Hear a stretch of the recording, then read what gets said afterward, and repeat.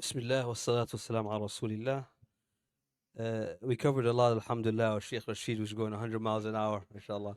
Covered about 10 pages. May Allah reward him and bless him, alhamdulillah. In the beginning, the first two rak'ahs, he recited a beautiful verse. I'm going to ask him to recite it and I'm going to explain it, inshallah. Slow Shaykh tajweed or because I'm tired, man. أعوذ بالله من الشيطان الرجيم.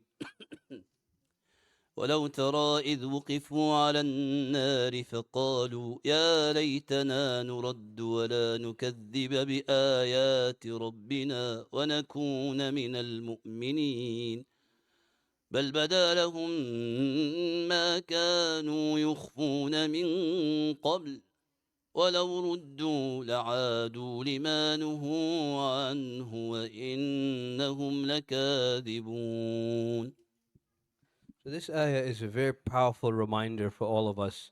It's talking about on the day of judgment when the disbelievers will be at the brinks of the fire. And they will say to themselves, we wish we were to go back and not disbelieve in the verses of Allah and the signs of Allah.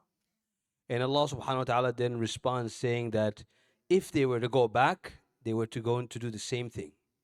It's just in another verse, kalimatun qailuha. It's just the word that he's saying it.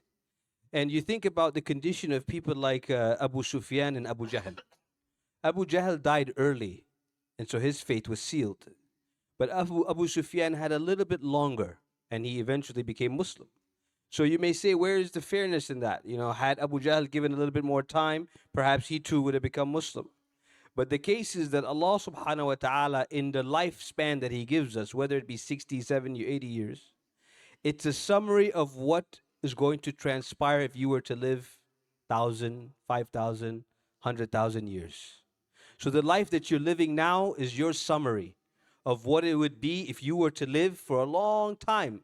Allah summarizes it for you, whether it be in 50, 60, 70, 80 years, and that is your fate. So we would know that even if Abu Jahl were to live long like Abu Sufyan did, he would never have accepted Islam.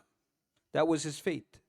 And so it makes us realize how we live today is basically sealing the deal of how we're going to end our life. You can't expect that out of 70, 80 years that you live a certain way, and then all of a sudden you think that Allah subhanahu wa ta'ala will give you the tawfiq to pass away in other than the way you lived your life.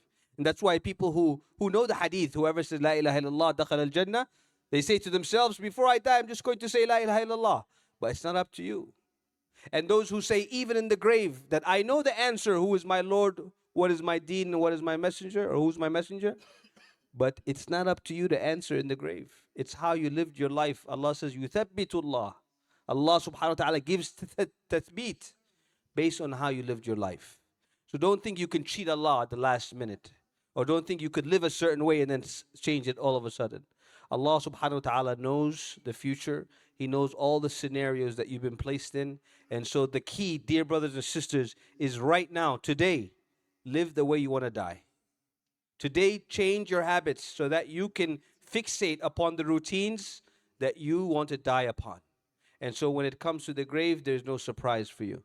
Allah subhanahu wa ta'ala will never wrong you. That's a principle of Allah. La yudlamuna fatila. Allah says they will not be wronged. Even when you open the date, that little paper that's inside, that's the fatila. Allah says you won't be wronged even that much. So don't cheat Allah subhanahu wa ta'ala. Do your best. Know that Allah is completely fair. And know that Allah subhanahu wa ta'ala is giving you a chance to fix your routine now. To fix how you're going to die, inshaAllah. And all of it will be in the hands of Allah. We ask Allah subhanahu wa ta'ala for tawfiq.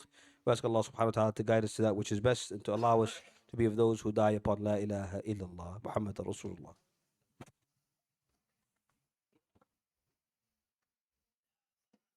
قوموا إلى صلاتكم. رحمني ورحمكم الله.